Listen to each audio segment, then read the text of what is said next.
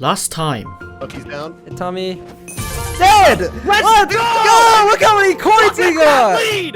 Yes! Look at The border, quick on the border. He's in a web, he's in a web. Get him. Shoot him, Nice again. Just shoot him again. No! That's second place. Let's go! How about 1v1 with Fruit? Let's go, let's go Fruit! Yeah, let's go! Go. Nice!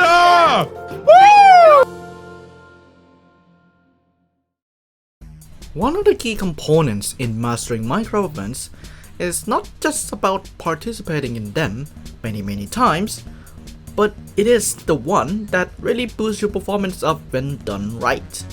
And with this MCC, one of the winners is really notorious for that, from the start all the way to now.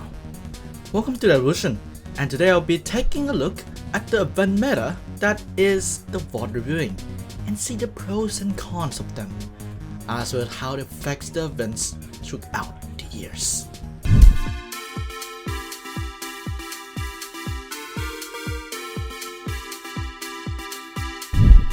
MCC 20 saw the return of Rocket Spleef in its rush form, with moving arenas and elf traps instead of the traditional fireworks back in the good old days.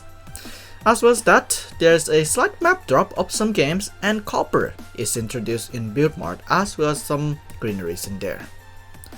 With that out of the way, let's talk about VOD reviewing as a whole.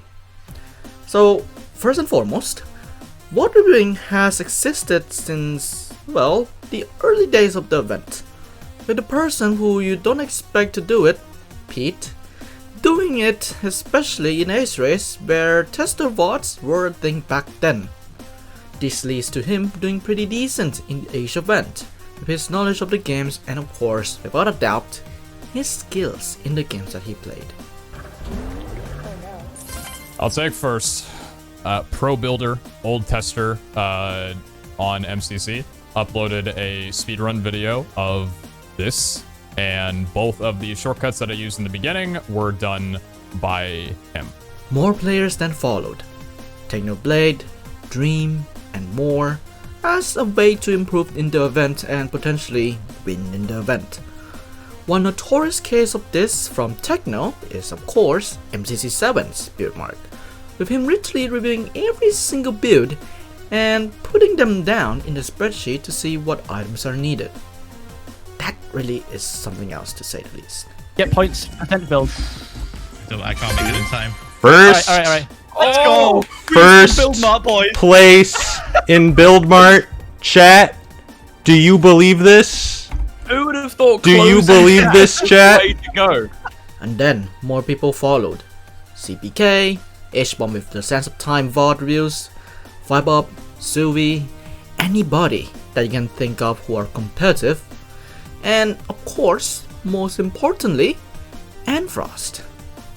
Now, with Enfrost, he goes beyond that, with him really breathing the life of MCC as a whole, analyzing details that people may miss, and really doing his homework before the events, leading him to some victories in the event. MCC 20, for example, with 3/4 of the team being of course VOD reviewers being together in one session, and a setup that is, well, like my obvious scenes for MCC Live Show, yeah. And with VOD reviews come of course their victory in the event.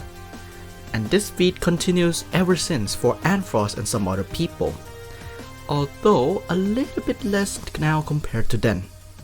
But the VOD reviews also include analyzing the best routes of Ace Race, more on that later, and playing on MCC Island, also more on that later.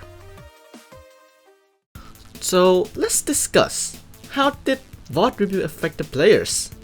So, starting with the pros, well, one of the most prominent pro in VOD review is of course more knowledge of the games, especially in games like Grid Runners, where knowing most of the route mechanics are important.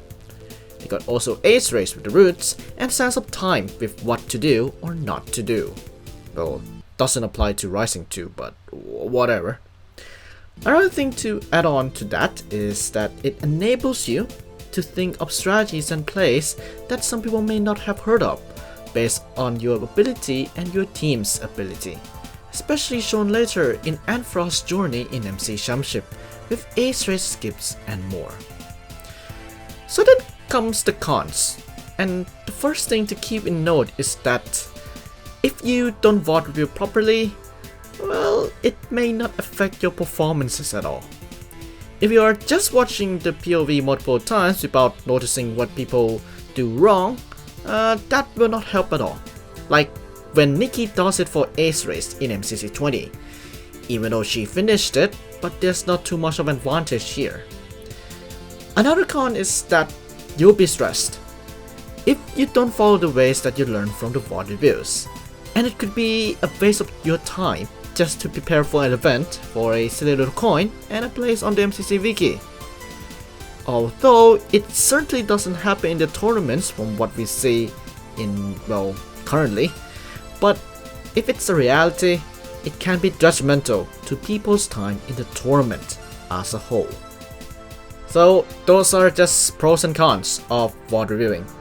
There are many more points to give, but let's just now talk about how this affects the event as a whole. And TLDR, it really makes things competitive. Back in the good old days of MCC, there would be a handful of people who dedicate themselves in VOD reviewing and improving in the games. Now, from what it seems, it's now sometimes compulsory to VOD review in order to have a chance to be in Dodgebot. Take MCC 33's Yellow, for example, with their bonding sessions and VOD reviews prior to the events. And yep, they are on top in terms of coins, not Dodgebot of course. Another case as well is SB's Grid Runners as well in MCC 20, with him studying the rooms prior. People who do not VOD review or not into the MCC aspect as much may have a lower chance to dominate the event.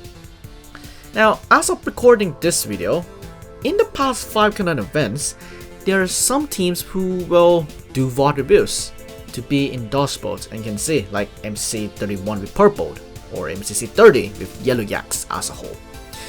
So it proves that VOD review really is advantageous in a way. So experiences in MCC or other events and VOD reviewing are really a way to be on top of the pack here. But at the end of the day, it really depends on the day of the event. Whatever you learn from the VOD reviews can be gone if you're not careful.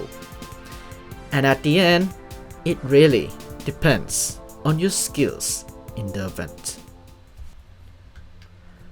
Next time, we'll be talking about the almighty team that is really well known in the Season 1 days, and we will analyze how the team would do in more modern MCCs.